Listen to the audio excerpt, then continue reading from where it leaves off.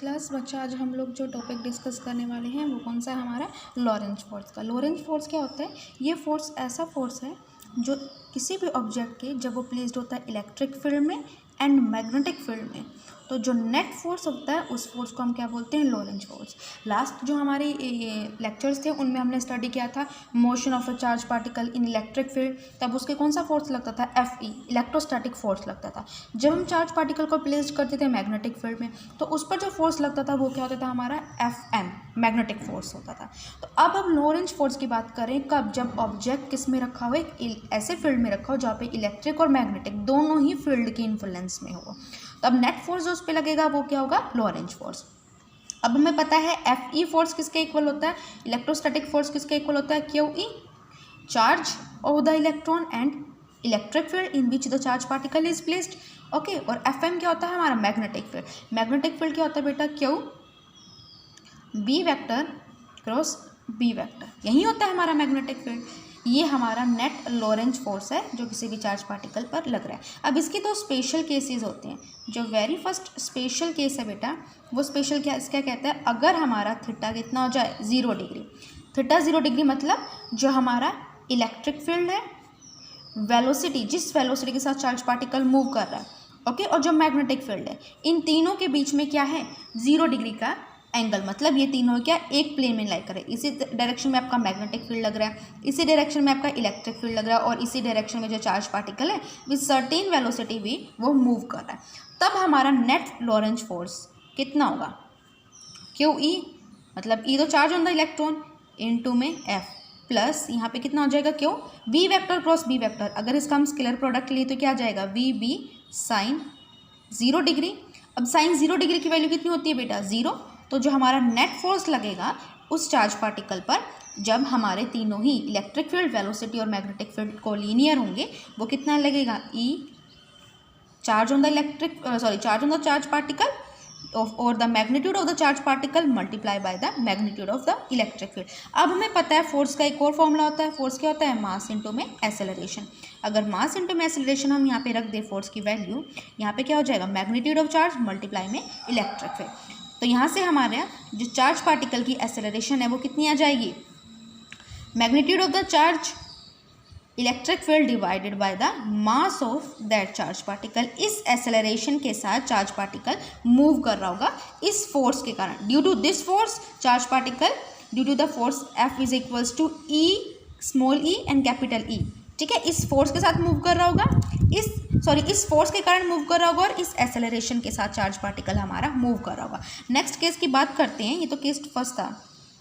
ठीक है, नेक्स्ट कौन सा केस हो हमारा, सेकंड, जब हमारा एंगल कितना हो जाए, 90 डिग्री। अगर एंगल 90 डिग्री हो जाए मतलब जो हमारा इलेक्ट्रिक फील्ड है, जिस डायरेक्शन में चार्ज पार्टिकल मूव कर रहा है विद वेलोसिटी भी, और जो direction of magnitude of magnetic field है, ये तीनों ही क्या हो, एक दूसरे के परपेंडिकुलर हो जाए। मतलब ऐसे कुछ होगा, ऐसे कुछ होने वाला है कि मान लेते हैं हमारा ये मैग्नेटिक फील्ड की डायरेक्शन है, इस डायरेक्शन में हमारा चार्ज पार्टिकल मूव कर रहा है, इस डायरेक्शन में हमारा इलेक्ट्रिक फील्ड लग रहा है। तो ये हर एक कंपोनेंट एक दूसरे के साथ कितना एंगल बना रहे हैं, 90 डिग्री का एंगल बना रहे हैं। तो ऐसा कुछ केस हो सकता है, मे बी वेरी कर सकते हैं, बी यहाँ भी आ सकता है, यहाँ भी आ सकता है, लेकिन ऐसी कुछ कंडीशन बनने वाली होगी। तो उस केस में जो हमारा नेट लॉरेंज फोर्स होगा due to this electric field and the effect of the magnetic field, वो कितना हो जाएगा, अगेन Fe प्लस एम भी होता है। यहाँ पे देखो इलेक्ट्रिक फील्ड और मैग्नेटिक फील्ड एक दूसरे के क्या हो गए हैं, परपेंडिकुलर हो गए। तो जो हमारा नेट केस आता है ना बेटा, नेट फोर्स आता है जब दोनों ही फील्ड क्या हो जाए, एक दूसरे के परपेंडिकुलर हो जाए,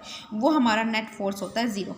नेट फोर्स 0 का मतलब क्या है, इलेक्ट्रोस्टैटिक फोर्स जो चार्ज पार्टिकल पे लगेगा और जो मैग्नेटिक फोर्स लगेगा उस पर, वो दोनों क्या हो जाएंगे, 0। इसका मतलब इलेक्ट्रिक फील्ड का जो फोर्स है वो किसके इक्वल हो जाएगा, मैग्नीट्यूड की बात करेंगे हम यहाँ पे। ठीक है, डायरेक्शन की बात नहीं करें हम, सिर्फ मैग्नीट्यूड की बात करें तो वो किसके इक्वल हो जाएगा, force due to the magnetic field. ये कितना होता है, QE, ये कितना होता है, QV। एंगल कितना है हमारा, V वेलोसिटी और B के बीच में, V और B के बीच में एंगल कितना है बेटा, 90 डिग्री। तो साइन 90 की वैल्यू कितनी होती है, 1, डायरेक्ट 1 पुट कर देंगे। तो यहाँ से हमें चार्ज पार्टिकल की वेलोसिटी पता चलेगी, Q से तो Q कैंसिल हो गया, वेलोसिटी V कितनी हो जाएगी बेटा, वेलोसिटी V हो जाएगी E डिवाइडेड बाय हमारा क्या आ जाएगा, मैग्नेटिक फील्ड। ये क्या हो जाएगी, चार्ज पार्टिकल की वेलोसिटी हो जाएगी, जिस वेलोसिटी के साथ हमारा चार्ज पार्टिकल क्या कर रहा होगा, मैग्नेटिक फील्ड में मूव कर रहा होगा। ठीक है, आई होप इतना आपको समझ में आ गया होगा। अब हम नेक्स्ट टॉपिक डिस्कस करते हैं, जिसमें हमें क्या फाइंड आउट करना है, हमें फोर्स फाइंड आउट करना है एक करंट कैरिंग कंडक्टर में। ठीक है, जिसको हमने कहाँ पे प्लेस किया, एक मैग्नेटिक फील्ड में। यहाँ पे देखिए मैंने एक कंडक्टर ले रखा है, ये हमारा एक कंडक्टर है, इसके अलोंग द OX एक्सिस, ये आपको दिख रही है OX axis, along the OX axis इसमें से क्या फ्लो कर रही है, हमारी करंट I फ्लो कर रही है। कंडक्टर में एंटर कर रही है करंट I, और यहाँ से करंट I लीव कर रही है। अब हमें पता है ये तो कंडक्टर की क्या हो गई, अलोंग एक्सिस, इसकी लेंथ हो गई, और जिस डायरेक्शन में करंट फ्लो करती है उसके परपेंडिकुलर में, इस डायरेक्शन में करंट फ्लो कर रही है, इसके परपेंडिकुलर डायरेक्शन में, मैंने बेटा आपको पहले ही बता रखा है सेकंड यूनिट में भी, ये क्या होता है, हमारा एरिया ऑफ क्रॉस सेक्शन होता है। सो ये हमारा एरिया ऑफ क्रॉस सेक्शन हो गया। अब करंट अगर हमारी इस डायरेक्शन में फ्लो कर रही है, इलेक्ट्रॉन के फ्लो की डायरेक्शन कौन सी होती है, इलेक्ट्रॉन हमेशा हमारे फ्लो करते हैं opposite to the direction of current. Current अगर आपकी along the OX axis move कर रही है, तो इलेक्ट्रॉन कहाँ से मूव करेंगे, अलोंग द XO एक्सिस, इसके अलोंग अपोजिट डायरेक्शन में इलेक्ट्रॉन मूव करेंगे विद ड्रिफ्ट वेलोसिटी VT। ठीक है, अब हमने कहा कि इस कंडक्टर को, ये तो इसका केस था, अब हमने क्या कहा कि इस करंट कैरिंग कंडक्टर को, यहाँ तक तो ये केस है करंट कैरिंग कंडक्टर का। ठीक है, अब इस करंट कैरिंग कंडक्टर को हमने किस में प्लेस किया, मैग्नेटिक फील्ड में। तो सबसे पहले तो हम क्या करेंगे, XY प्लेन कंसिडर करेंगे। अब कहेंगे कि इस कंडक्टर को हमने एक प्लेन में, इसके अलोंग द प्लेन इसमें मैग्नेटिक फील्ड अप्लाई किया। तो XY प्लेन में कहीं भी इलेक्ट्रिक फील्ड अप्लाई किया, तो मैं मान लेती हूँ कि ये जो इलेक्ट्रॉन है यहाँ पे, इस पे इस डायरेक्शन में मैग्नेटिक फील्ड लग रहा है। मतलब अगर यहाँ पे अलोंग, अगर मैं यहाँ पे ड्रॉ करना चाहूँ बेटा, ये क्या होगी, XY एक्सिस होगी। XY एक्सिस मतलब प्लेन में मैं मैग्नेटिक फील्ड को अप्लाई कर रही हूँ, और वो प्लेन में लगने वाला मैग्नेटिक फील्ड एंगल थीटा बना रहा है, किसके साथ बना रहा है, X एक्सिस के साथ। ठीक है, ये तो प्लेन हो गया, ये हमारा XY प्लेन हो गया। प्लेन में मैग्नेटिक फील्ड लग रहा है B, किस पर, इलेक्ट्रॉन पर। कितना एंगल बना रहा है, थीटा एंगल बना रहा है X एक्सिस के साथ। ठीक है, तो अब लॉरेंज फोर्स है, due to the magnetic force लगेगा, इस इलेक्ट्रॉन पे जो फोर्स लगेगा वो कितना होगा, Q V vector cross B vector ही है। अब ये क्यू क्या है, चार्ज है, किसका चार्ज है, इलेक्ट्रॉन का। तो इलेक्ट्रॉन पे चार्ज कितना होता है, -E। V यहाँ पे V क्या है, ड्रिफ्ट वेलोसिटी है इलेक्ट्रॉन की, मल्टीप्लाई में B। इलेक्ट्रॉन किस वेलोसिटी के साथ मूव कर रहा है, अपनी ड्रिफ्ट वेलोसिटी के साथ मूव कर रहा है। ठीक है, अब बात करते हैं N। N क्या होता है, मैंने आपको सेकंड चैप्टर में बता रखा है कि N होता है नंबर ऑफ फ्री इलेक्ट्रॉन्स पर यूनिट वॉल्यूम। ठीक है, N क्या है, नंबर ऑफ फ्री इलेक्ट्रॉन्स पर यूनिट वॉल्यूम हमारे क्या होते हैं, N होते हैं।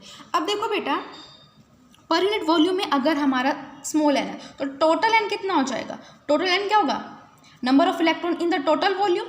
वॉल्यूम क्या होगी हमारी, एरिया मल्टीप्लाई में लेंथ, वॉल्यूम हो जाएगी तो A इंटू में L, ये हमारे टोटल नंबर ऑफ इलेक्ट्रॉन्स हो गए। ठीक है, अगर ये FM फोर्स है, अगर वो एक्ट कर रहा है हमारा एक सिंगल इलेक्ट्रॉन E पर, जिसका मैग्नीट्यूड E है, तो टोटल फोर्स कितना होगा, टोटल फोर्स कितना होगा बेटा, हमारा टोटल फोर्स कितना हो जाएगा, N टाइम्स FM, यही हो जाएगा। N टाइम्स किसको मल्टीप्लाई करेंगे हम, -E VD मल्टीप्लाई में B वेक्टर। अब वैल्यू पुट कर देंगे, N की वैल्यू कितनी है, NaL, माइनस का साइन बाहर आ जाएगा इलेक्ट्रॉन के लिए, अंदर क्या आ जाएगा हमारा VD vector multiply by B vector. ये हमारी वैल्यू आ गई किसकी, नेट फोर्स की। ठीक है, अब इसको एक बार के लिए यहीं पर छोड़ देते हैं। नेक्स्ट आप एक कॉन्सेप्ट देखिए, पीछे रिमाइंड कीजिए, हमारे करंट क्या होता था, यहाँ पे ड्रिफ्ट वेलोसिटी की बात हो गई, हमारी नंबर ऑफ इलेक्ट्रॉन की, इलेक्ट्रॉन डेंसिटी की बात हो गई, तो करंट की बात भी होनी। करंट क्या होता था, मैंने आपको बताया था फॉर्मूला करंट को याद करने के लिए, V ना, V drift velocity E, charge on electron N, number of free electron per unit volume, और A area cross section. Veena formula है फॉर द करंट। करंट का फॉर्मूला क्या है, वीना को हम यहाँ भी पुट कर सकते हैं, देखो ध्यान से, लेकिन उसके लिए हमें लेंथ चाहिए। तो अगर हम इस करंट को मल्टीप्लाई कर दें किससे, लेंथ एलिमेंट से, देखो वेक्टर फॉर्म में लिया मैंने लेंथ को, तो ये लेंथ एलिमेंट हो जाएगा। ठीक है, तो यहाँ पे क्या आ जाएगा, VD मल्टीप्लाई में ENA इंटू में L। अब देखो हम वेक्टर फॉर्म में लिख लिया, यहाँ पे तो हमारा स्केलर फॉर्म में था, ये वेक्टर फॉर्म में लिख लिया। हमें पता है करंट की डायरेक्शन और direction of flow of electron क्या एक दूसरे के अपोजिट है। करंट हमारी इस डायरेक्शन में फ्लो कर रही है, इलेक्ट्रॉन उसके अपोजिट डायरेक्शन में फ्लो करे, तो अपोजिट डायरेक्शन में फ्लो के लिए हम कैसा साइन लेंगे, नेगेटिव साइन ले लेंगे। तो जो हमारा IL वेक्टर हो गया वो किसके इक्वल हो गया, -VD ENA ए और एल वेक्टर के इक्वल होगी। ये क्वेश्चन होगी हमारी सेकेंड। अब यहाँ पर देखें N A minus N A L E V D, ये पूरी की पूरी वैल्यू किसके इक्वल है, आई एल वेक्टर के इक्वल है। तो हम फोर्स मैग्नीट्यूड किसके इक्वल पुट कर देंगे, हम कह देंगे हमारा फोर्स किसके इक्वल होने वाला है। यहाँ पे वेक्टर क्वांटिटी ड्रिफ्ट वेलोसिटी थी, यहाँ पर वेक्टर क्वांटिटी कौन सी है, अगर इसको छोड़ दे तो वेक्टर क्वांटिटी हमारी लेंथ है। तो हम क्या कह देंगे यहाँ पे जो हमारा फोर्स होगा नेट फोर्स वो किसके इक्वल होगा, करंट और फिर क्या हो जाएगा हमारा लेंथ एलिमेंट मल्टीप्लाई में मैग्नेटिक फील्ड, ये हमारा नेट फोर्स हो जाएगा। ठीक है, अब बात करें इनके क्रॉस प्रोडक्ट की। क्रॉस प्रोडक्ट को खोल दें, इनको सिंपल फॉर्म में स्केलर फॉर्म में लिखें तो क्या हो जाएगा, I L B sine theta, ये हमारा फॉर्मूला होगा इन स्केलर फॉर्म। ठीक है, और F vector is equals to I L vector cross B vector, ये किसके फॉर्म में होगा, ये हमारा फॉर्मूला होगा इन वेक्टर फॉर्म। ठीक है, अब हमें फाइंड आउट करने इसके स्पेशल केसेस। देखिए बच्चा एक बार ध्यान से, यहाँ तक हमने क्या किया, अभी तक एक करंट कैरिंग कंडक्टर को हमने along the plane X Y plane में मैग्नेटिक फील्ड में रखा। ठीक है, एक ऐसे प्लेन में रखा जिसमें मैग्नेटिक फील्ड भी एंगल थीटा बनाते हुए लग रही है along the direction of X axis.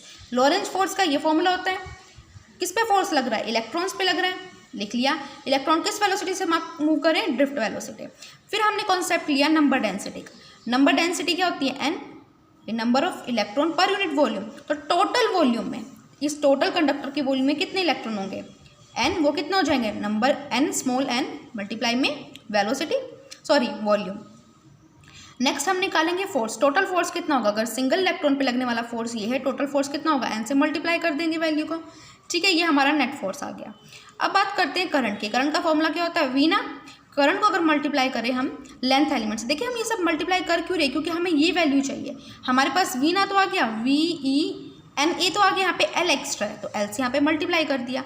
अब ये फॉर्मूला बन गया, कुछ कोरिलेट हो रहा है, आई इंटू में एल वेक्टर, इसकी वैल्यू यहाँ पे पुट कर देंगे हम। यहाँ क्या आ जाएगा, आई इंटू में एल वेक्टर, क्रॉस में क्या है, बी वेक्टर। अब इनका क्रॉस प्रोडक्ट खोलेंगे तो एल बी साइन थीटा आ जाएगा। अगर एज इट इज़ रखेंगे तो ये वेक्टर फॉर्म होगी टोटल फोर्स की, जो इस चार्ज पार्टिकल पे लग रहा होगा, जो करंट आई के साथ मूव कर रहा है। ठीक है, और जिसमें मैग्नेटिक फील्ड किस में लग रहा है, प्लेन में मैग्नेटिक फील्ड लग रहा है। ठीक है, और अगर मैग्नेटिक फील्ड की डायरेक्शन बतानी हो तो उसकी डायरेक्शन कितनी है, थीटा एंगल बना रहा है मैग्नेटिक फील्ड एक्स एक्सिस के साथ। अब इसके बेटा स्पेशल केस डिस्कस करते हैं हम। वेरी फर्स्ट स्पेशल केस देखें, जब थीटा कितना हो गया 0 डिग्री, अगर यहाँ पे साइन थीटा को 0 डिग्री पुट कर दे तो फोर्स कितना हो जाएगा, sine 0 degree is equals to 0 degree. तो यहाँ आई एल बी मल्टीप्लाई में 0, दैट मीन्स 0। सेकेंड केस क्या होगा, जब हमारा थीटा कितना हो 90 डिग्री। थीटा 0 डिग्री का मतलब है जो हमारा फोर्स है वो किस डायरेक्शन में लग रहा है, along the direction of motion of electron लग रहा है।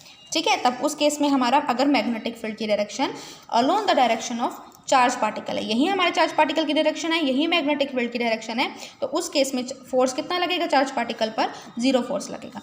अगर मान लें चार्ज पार्टिकल की मोशन की डायरेक्शन ये है और मैग्नेटिक फील्ड कितने डायरेक्शन एंगल पे है, 90 डिग्री पर, मतलब हमारा मैग्नेटिक फील्ड इस डायरेक्शन में लग जाए, इस चार्ज पार्टिकल पर, ये चार्ज पार्टिकल का कितना हो जाएगा, चार्ज पार्टिकल का डायरेक्शन ऑफ मोशन ये है, मैग्नेटिक फील्ड इसके कितने पे लगे, 90 डिग्री पे लगे, तब हमारा क्या होगा, साइन 90 डिग्री कितना होता है 1, तब हमारा फोर्स कितना होगा, I L B 1, that means I L B. ये मैक्सिमम फोर्स होगा चार्ज पार्टिकल पे लगेगा अगर एंगल कितना बना रहा हो, 90 डिग्री बना रहा हो with the direction of magnetic field. और मिनिमम फोर्स लगेगा 0 कब, जब वो एंगल कितना बनाते हुए मूव कर रहा हो, 0 डिग्री, किसके साथ, मैग्नेटिक फील्ड की डायरेक्शन के साथ। आई होप आप लोगों को कितना समझ में आ गया होगा। अगर कोई भी फर्दर डाउट हो तो आप लोग पूछ सकते हैं। Thank you for watching.